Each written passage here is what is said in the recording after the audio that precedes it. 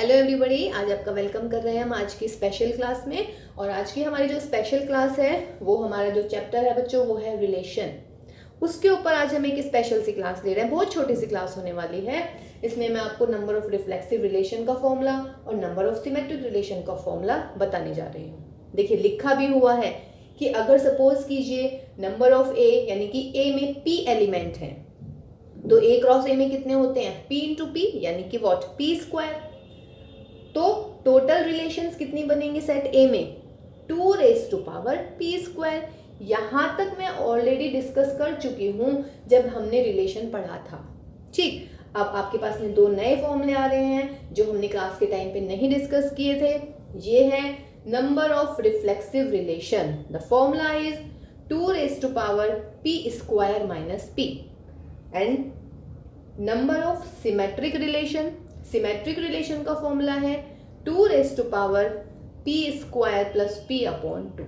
ये आपने डायरेक्ट लगाना है क्योंकि देखिए बोर्ड के एग्जाम शुरू होने वाले हैं तो 1 मार्कर यदि क्वेश्चन आ जाता है तो बच्चों अगर आपको ये दोनों फॉर्मूले याद होंगे, अगर वो नंबर ऑफ रिफ्लेक्सिव पूछ रहे हैं, फॉर एग्जाम्पल अगर मैं कह रही हूं कि if number of A is equal to 4 then find number of reflexive relation, तो आपने क्या करना है डायरेक्ट p की जगह 4 लिखना है और ये रहा फॉर्मूला आपका। तो कितना आएगा 2 raise to power 4 square minus 4 यानी कि 16 माइनस 4। तो आंसर कितना 2 raise to power 12। Very simple.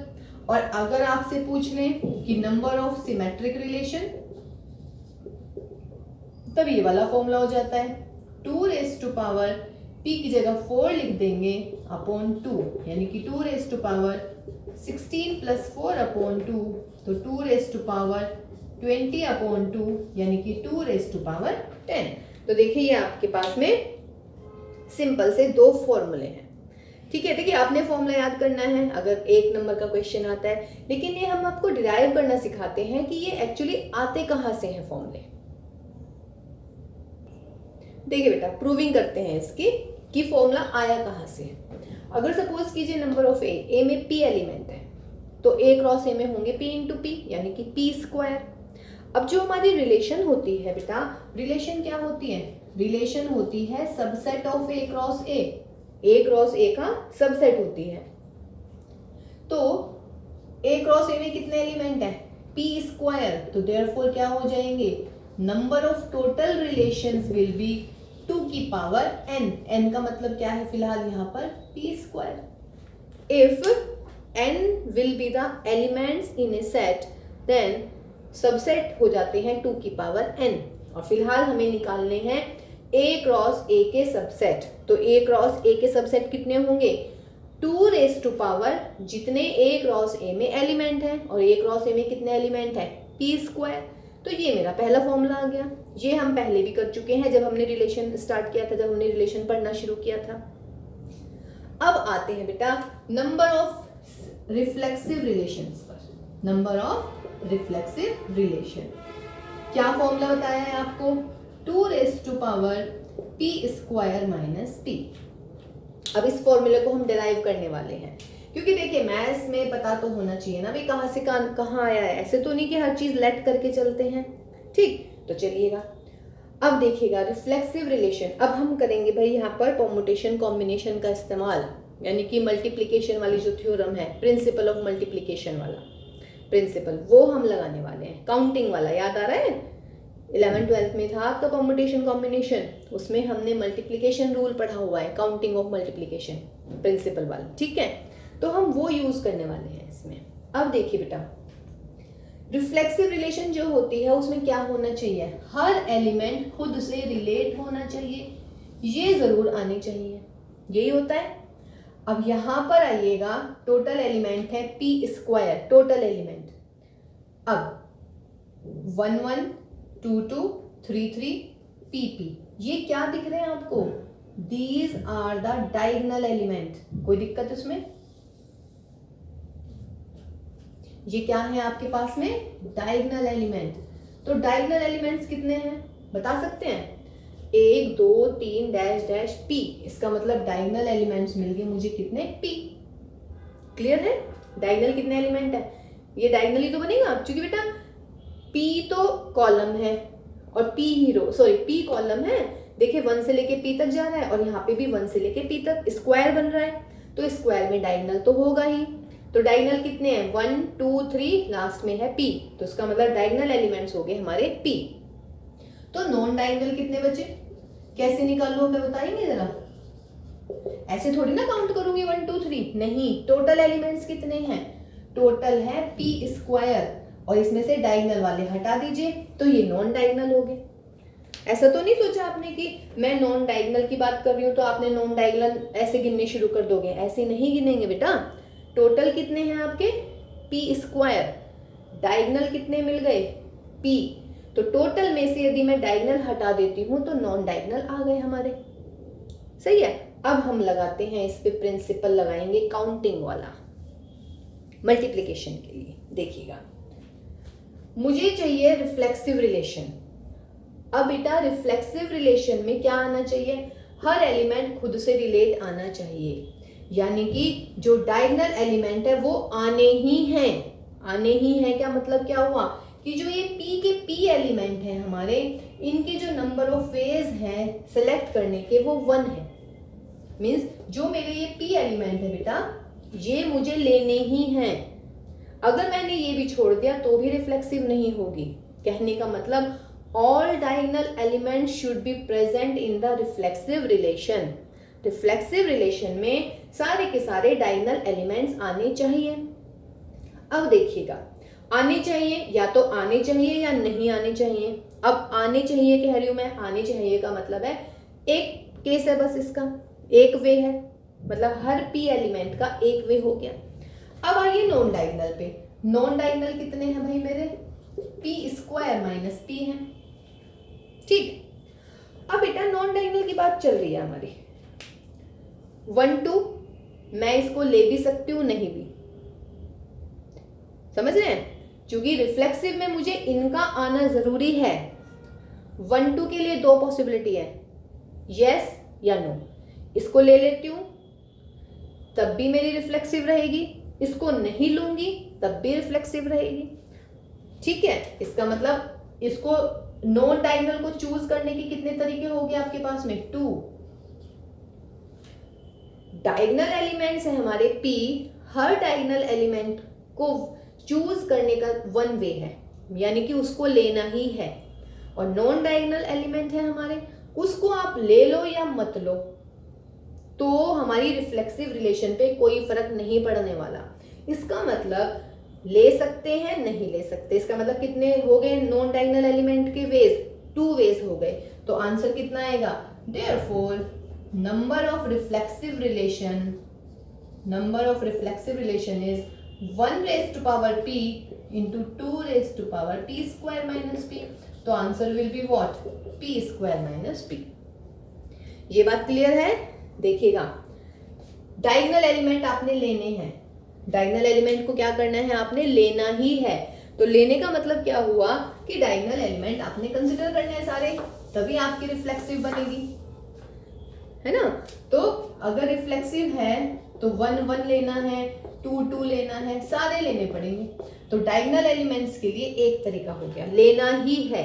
अब नॉन डायगोनल 1 2 ले लिया तो भी रिफ्लेक्सिव है, नहीं लिया तो भी रिफ्लेक्सिव है, यानी कि नॉन डायगोनल एलिमेंट को आप लोगे तब भी रिफ्लेक्सिव बन रही है, नहीं लोगे तब भी रिफ्लेक्सिव बन रही है। इसका मतलब non diagonal elements can be filled in 2 ways।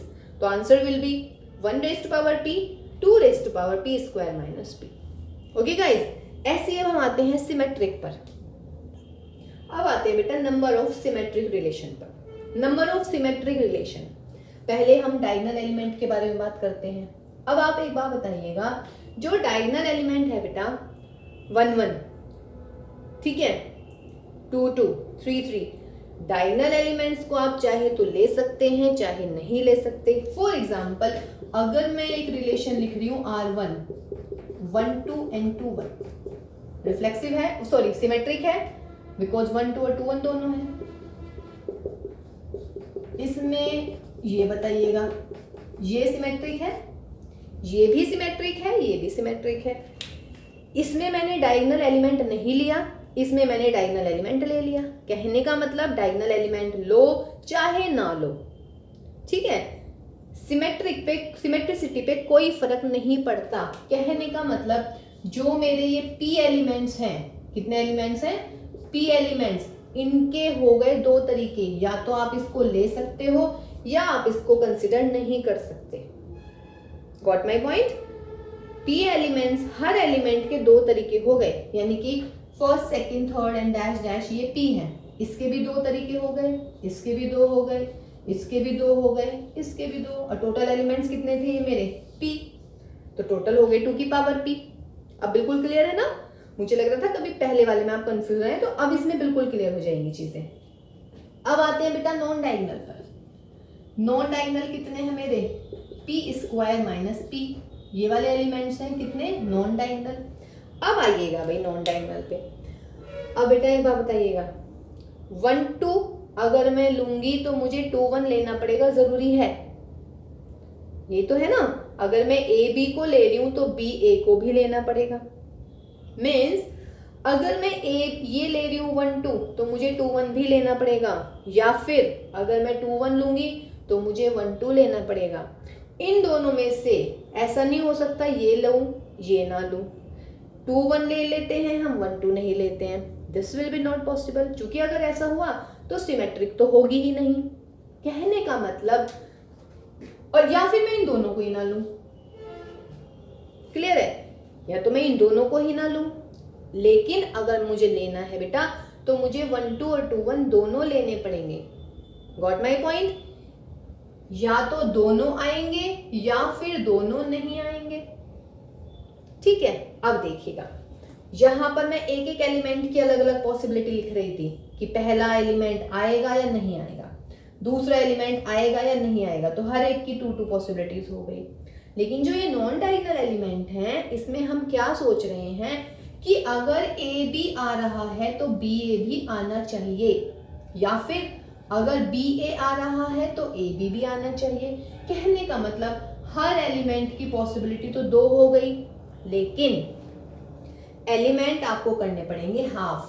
क्यों करने पड़ेंगे अब हाफ, सोचेंगे, बताएंगे जरा। देखिए, टोटल है P square minus P elements, diagonal के ऊपर जितने हैं डायगोनल के नीचे भी उतने ही हैं, बिकॉज ये स्क्वायर बना हुआ है हमारा, जितनी रोज है उतने ही कॉलम है। अब बेटा अगर ये लेना है मुझे तो ये भी लूंगी मैं, और अगर ये कंसिडर करूंगी तो ये भी लेना पड़ेगा। और आपको पता है एक सेट में एक एलिमेंट को हम सिर्फ एक ही बार लिख सकते हैं, 2 बार नहीं लिख सकते। कहने का मतलब हुआ कि एलिमेंट्स हो गए आधे। और अगर ज्यादा डीप में भी नहीं जा पा रहे हैं, अगर थोड़ी भी कंफ्यूजन है, तो देखिए अगर मुझे ऊपर वाले एलिमेंट लेने हैं तो नीचे वाले अपने आप में आ जाएंगे। ये तो सिमेट्रिसिटी होती है कि अगर मैं डायगोनल के ऊपर एलिमेंट कंसिडर कर रही हूँ, सपोज कीजिए मैंने 1 पी लिया तो मुझे P1 ऑटोमेटिक लेना पड़ेगा।